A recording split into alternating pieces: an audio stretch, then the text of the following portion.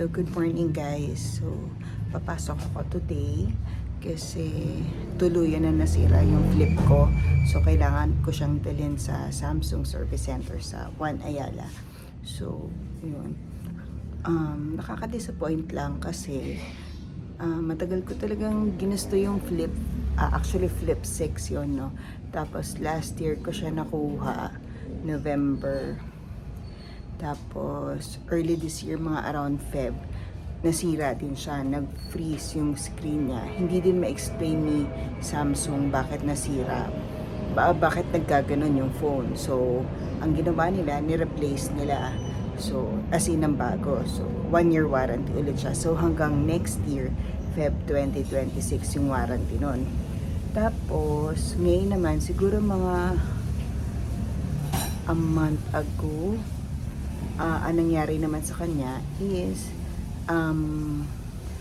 hindi siya nagcha-charge. Ito yun yung pumunta pa ako ng Angko, diba? So, hindi siya nagcha-charge. Hindi ko na pala naisama sa vlog yun. So, pero pagdating doon, nag-charge. So, hindi ko siya pinatake din. Tapos, naulit-ulit last week, last Thursday to be exact. Naulit-ulit last week. Ganun din. Pero after ilang oras, after an hour ata, or basta nag-charge din naman. So, hindi ko na naman siya dinala sa service center. So ngayon, kahapon, actually, nung Tuesday ng hapon, yun, hindi na siya nag-charge. Tuesday pala ng gabi nung itatry ko siyang i-charge. Hindi na siya nag-charge, hindi na gumana. So, binidyo ko siya para may proof ako pag dinala ko mamaya sa service center. Tapos ngayon, yun. So, dadaling ko na siya sa service center. So, waiting na lang tayo sa Grab. Mga 8 minutes pa siya.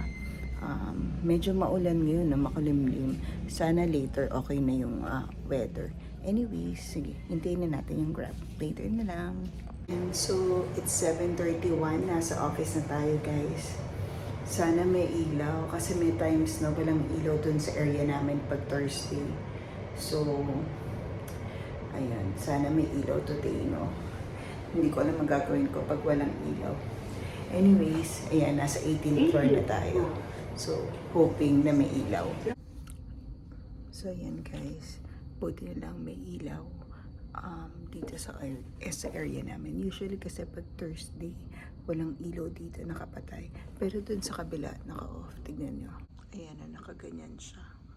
Yan.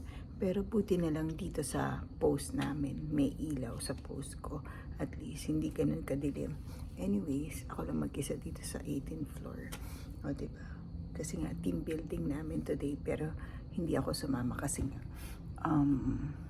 dahil dun sa nangyari sa akin, kaya hindi ako nag-join sa team building. Anyways, halika na, inom na muna tayo ng gamot kasi it's 8 o'clock na. Okay?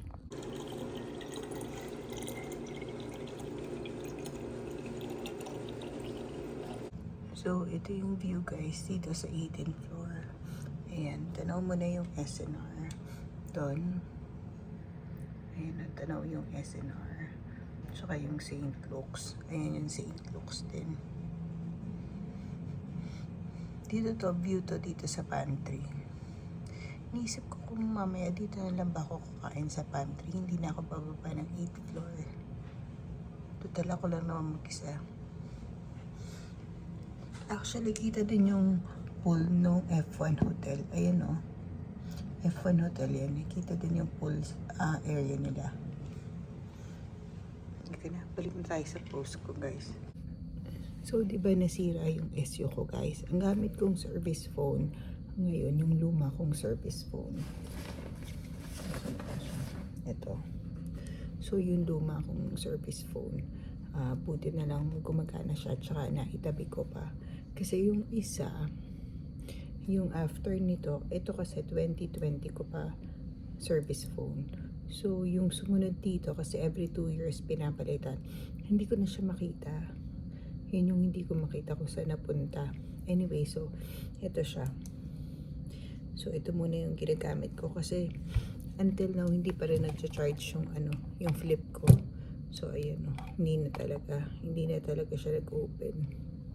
So, Disappointed talaga ako dito sa Flip 6 ko.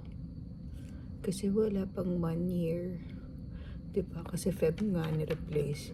Ayaw na niya mag-open. Effective siya ulit.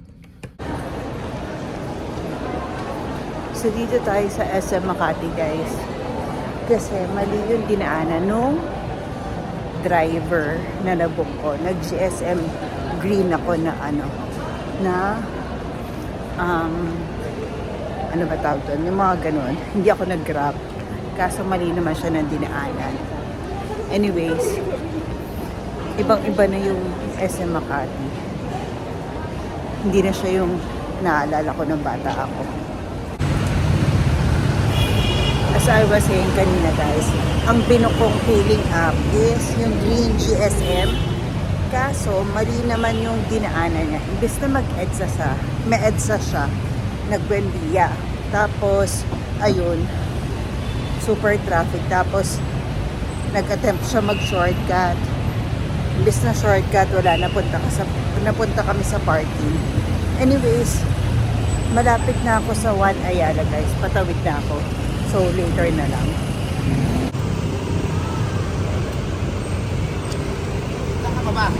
Nasaan ka ba?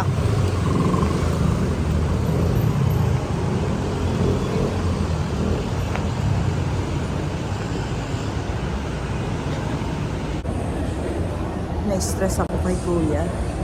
Sumakit yung ulo ko sa kanya.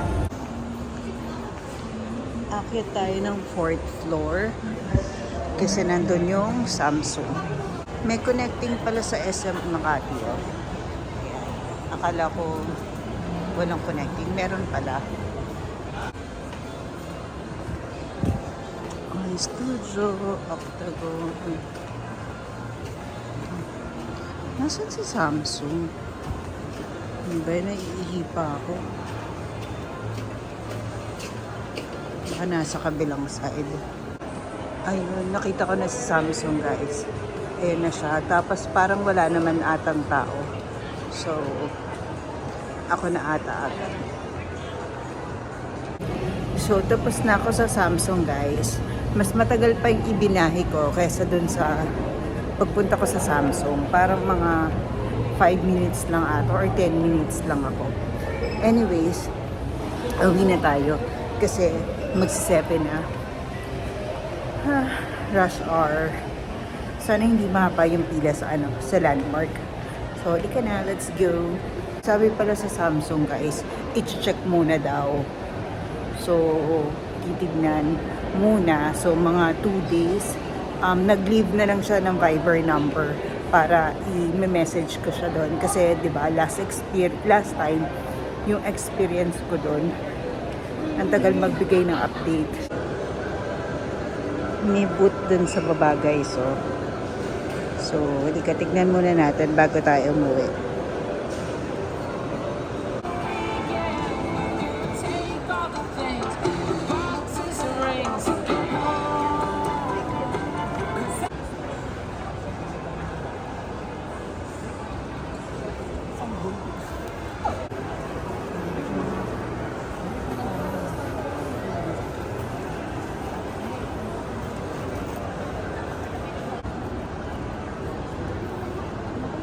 Chimmy guys.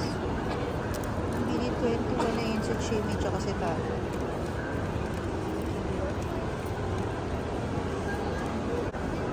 Yes, bili 21.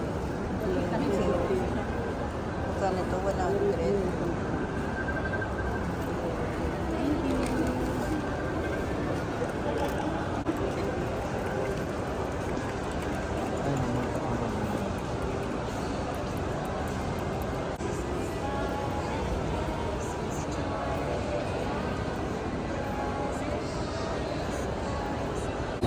So, maliligaw talaga ako dito guys. Hindi ko na alam yung saan papuntang Glorieta. Ay, ito. Nakita ko na. So, on the way to Glorieta, susundan na natin. Guys, hindi ko alam kung tama ba na nag-escalator ako. Kasi, galing ulit ako sa pinanggalingan ko. So, hindi ko alam kung nasa na tayo. Kung paano tayo makakatawid papuntang Glorieta. Sundan ulit natin yung mga signage.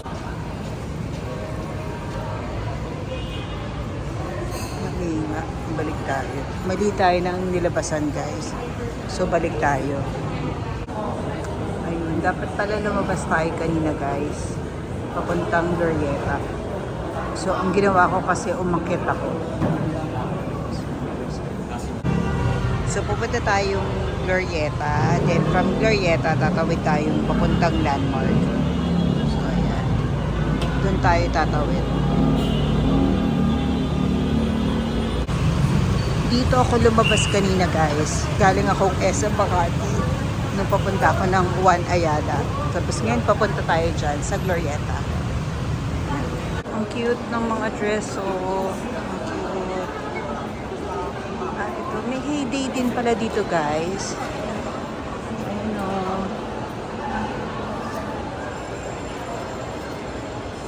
Kaso medyo pricey. Strawberries for 99 pesos. Totoo ba yan?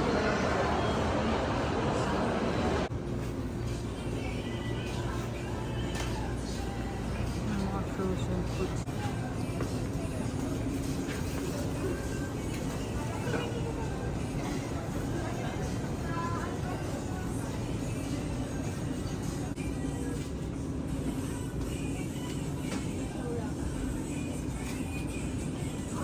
Korean products ito. Gift jams ito. Pero bakit kaya mas mahal to? Ito, 575.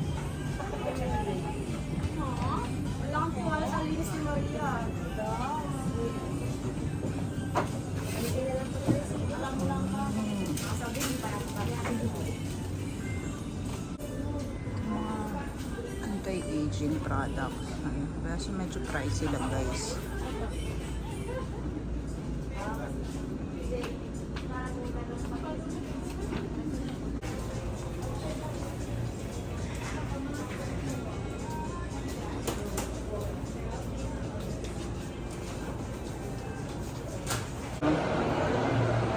May iba-ibang stores. Ang ganda ng mga Christmas decors. Ang ganda ng decors. 400.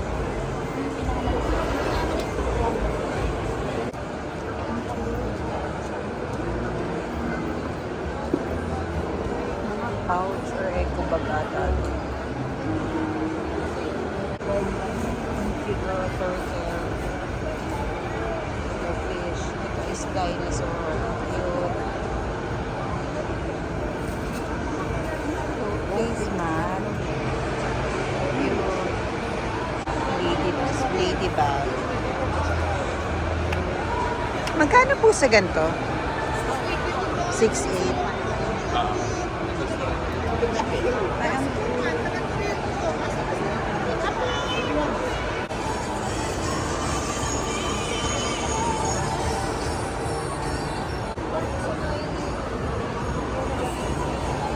ayan na, guys, nakita ko na yung angko. Saglit tayo.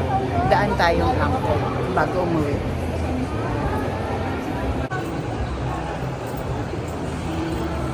Oh, ang daming tao.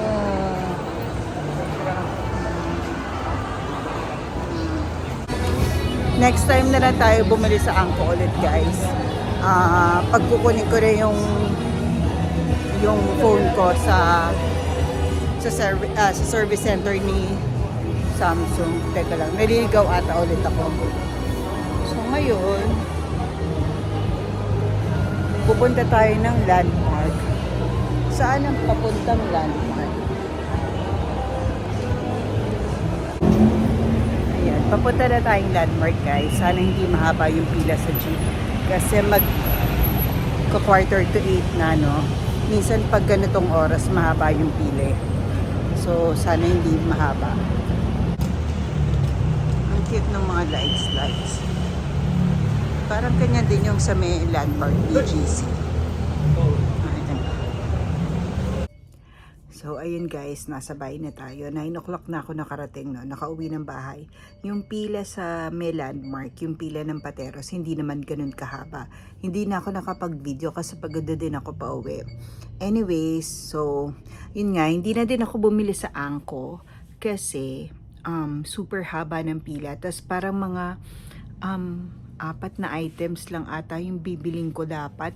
Parang dalawang alphabet, tapos yung roller, yung hair roller, yung dalawang alphabet, yung hair roller, tapos yung hairpin, tsaka yung brush. 5 items pala.